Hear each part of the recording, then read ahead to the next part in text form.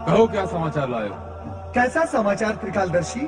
वैसा जैसा तुम प्रायः लाया करते हो, कभी स्वर्ग लोक का तो कभी मृत्यु लोक का। धन्य है कि आपने पाताल लोक का नाम नहीं लिया। आप और आपकी लीला धन्य है। आप तो अंतर्यामी हैं, त्रिकालदर्शी हैं। आपसे क्या छिपा है? प्रभु, क्या आपको ये ज्ञात नहीं कि स्वर्ग तारकासुर के अधिकार में है और हमारे देवगण दीनहीन अवस्था में यहाँ वहां भटक रहे हैं? पृथ्वीलोक के विषय में भी क्या मेरे बताने पर ही आपको ज्ञात होगा कि वहां का प्रत्येक प्राणी एक ही प्रश्न पूछ रहा है कि दुष्ट तारकासुर का वध कब होगा? नारद, जब तुम्हें ज्ञात है कि मैं सर्वज्ञ हूँ, तो मेरे पास क्या बताने आते हो? क्यों नित्य नए समाचार लाते हो मेरे पास? वो इस हेतु महादेव जी कि समाचार के नीचे दबी हुई समस्या का कुछ आप समाधान करें। मैं तो हर प्रकार से धर्म संकट में हूँ। मैं जहाँ भी जाता हूँ प्रश्न मुझी से किया जाता है और मैं उत्तर नहीं दे पाता, तो आपके पास चला आता हूँ तो आप भी मुझी से प्रश्न करते हैं। और वहाँ तीनों लोक के प्राणी ये जानने के लिए इच्छुक हैं कि माँ शक्ति का आगामी अवतार कब होगा।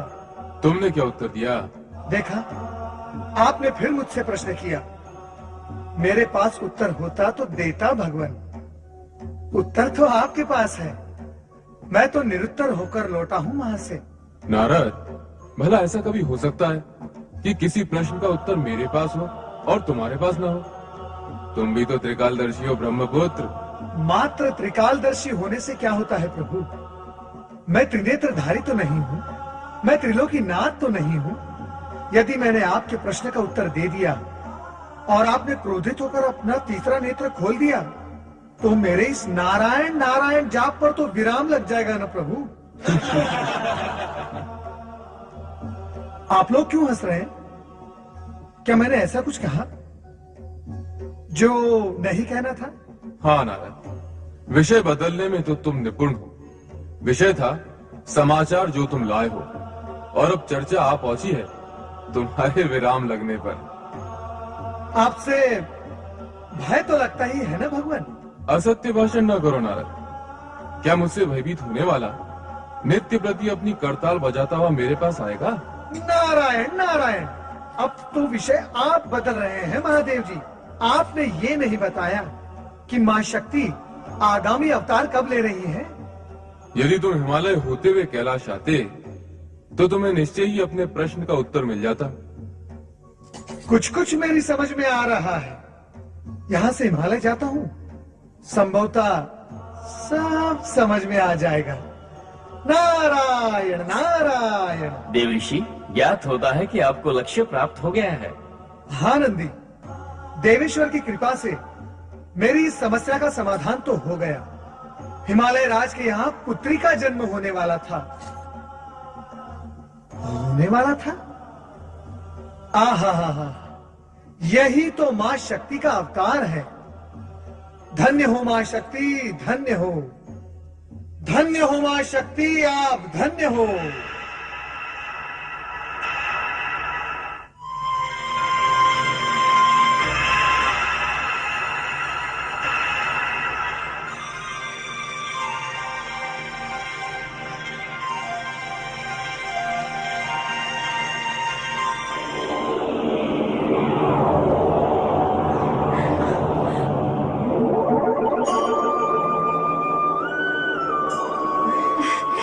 बधाई हो महारानी जी, बधाई हो।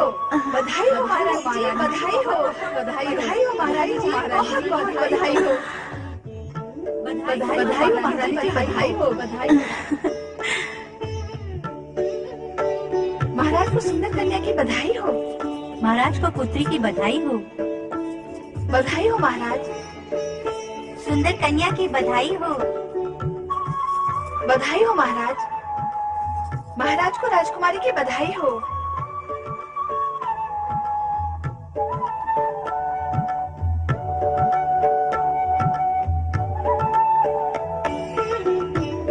महारानी,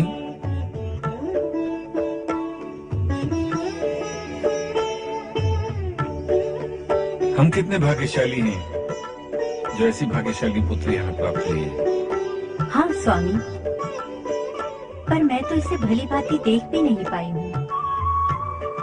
इसका मुख देखने के लिए मन छटपटा रहा है।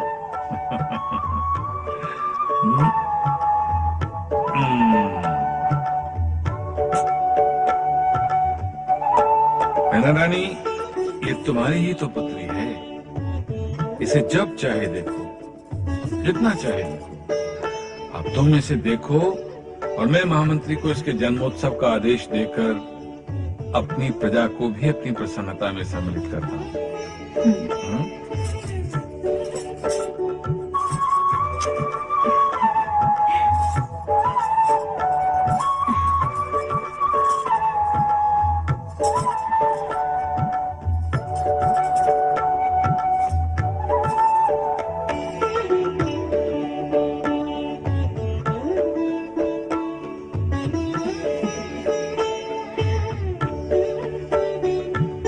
समय पहले कुल गुरु गर्ग ऋषि की भविष्यवाणी के अनुसार मुझे पुत्र रत्न की प्राप्ति हुई और आज माँ जगदम्बा के आशीर्वाद से मुझे पुत्री रूप में इस सुंदर कन्या की माँ बनने का सौभाग्य प्राप्त हुआ है। कितनी सौभाग्यशालिनी हूँ मैं। आज मैं इतनी प्रसन्न हूँ जिसकी सीमा नहीं। सती और माँ शक्ति के वरदान स्वरूप ये सौभाग्यशाली दिन देखने को मिला है। आज मेरा स्वप्न पूर्ण हो गया है।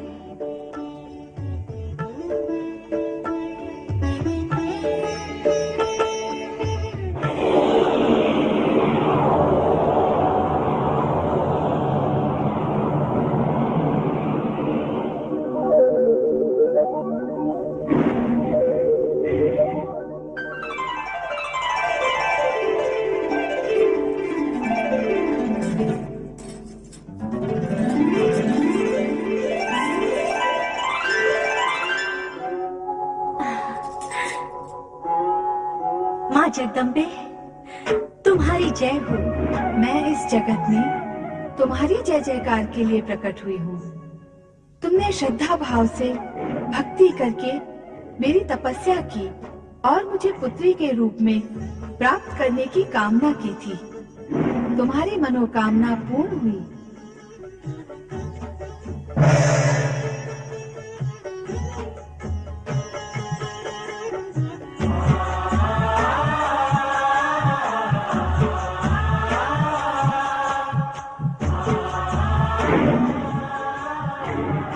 या देवी सर्वभूतेषु मातृरूपेण संस्थिता नमस्तस्यै नमस्तस्यै नमस्तस्यै नमो नमः।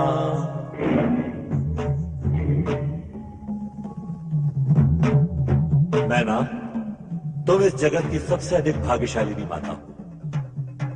हाँ मैना, साक्षात शक्ति ने तुम्हारी गोद में जन्म लिया है।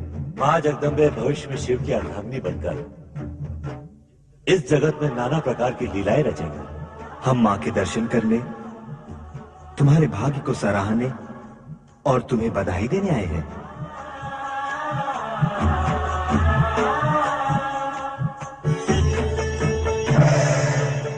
मैना रानी, तुम्हारे द्वारा मेरी पूजा करना, मुझे पुत्री के रूप में प्राप्त करना और मेरा यहाँ जन्म लेना, ये सब कुछ पूर्व नियोजित और उद्देश्यपूर्ण है। तुम तथा तुम्हारी पुत्री के रूप में मैं केवल माध्यम मात्र हूँ। मैंने तथा ब्रह्मा विष्णु ने इस सत्य को प्रकट अवश्य कर दिया है कि मैं कौन हूँ, किंतु यह भी तुम्हारे मन के भय व शंका का निवारण करने के लिए ही किया गया है। मुझे पुत्री के रूप में प्राप्त कर तुम्हारा अहंकार जागृत ना हो, इसलिए तुम्हें इस सत्य को भूल ही जाना होगा कि मैं कौन हूँ। तुम एक सामान्य नारी की भांति और मैं एक सामान्य पुत्री की भांति व्यवहार करूंगी। इसी में तुम्हारा और इस जगत का कल्याण है। माँ जगदम्बे, तुम्हारी जय हो।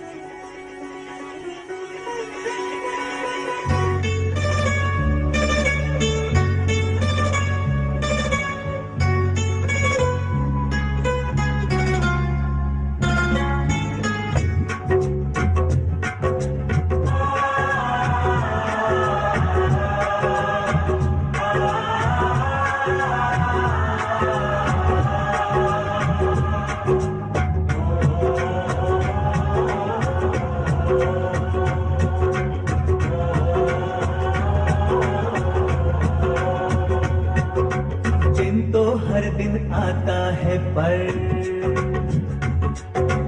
दिन तो हर दिन आता है पर आज के दिन का रंग है पावन। दिन तो हर दिन आता है पर आज के दिन का रंग है पावन।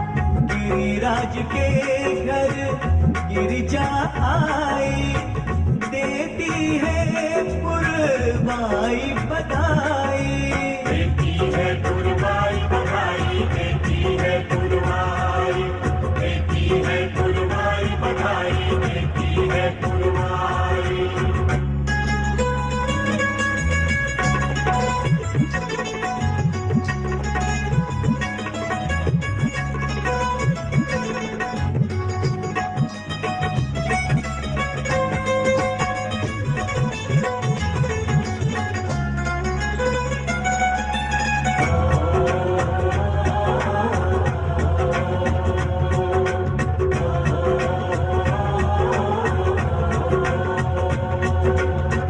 वही है कंगना खनक नहीं है, वही है बिंदिया चमक नहीं है। नुपुर वही झनकार नहीं है सुर में लय इस बार नहीं है। नुपुर वही झनकार नहीं है सुर में लय इस बार नहीं है। ज्योति स्वरूपा मन को भाई देती है पुरवाई बधाई। देती है पुरवाई बधाई, देती है पुरवाई, देती है पुरवाई बधाई, देती है पुरवाई।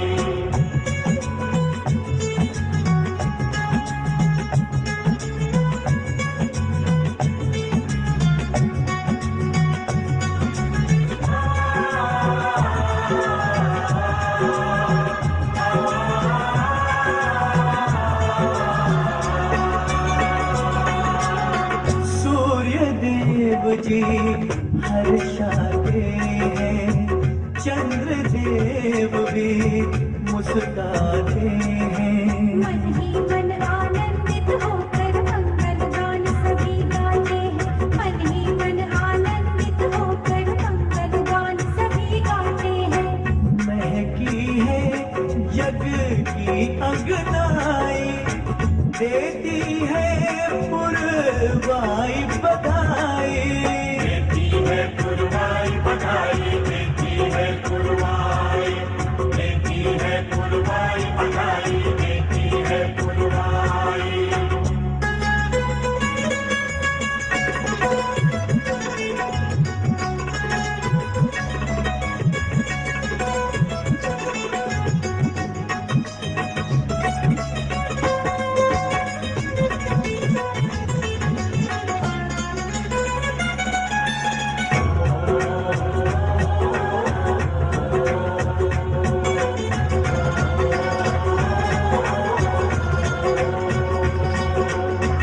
देता है आशीष हर एक पलछिन। धन्य हुआ धरती का कण कण। झूम रही यूं सभी दिशाएं जैसे वो कोई पर्व मनाए। झूम रही यूं सभी दिशाएं जैसे वो कोई पर्व मनाए। अंबर पे नई आभा छाई देती है पुरवाई बधाई। देती है पुरवाई बधाई, देती है पुरवाई, देती है पुरवाई बधाई, देती है पुरवाई। दिन तो हर दिन आता है पर आज के दिन का रंग है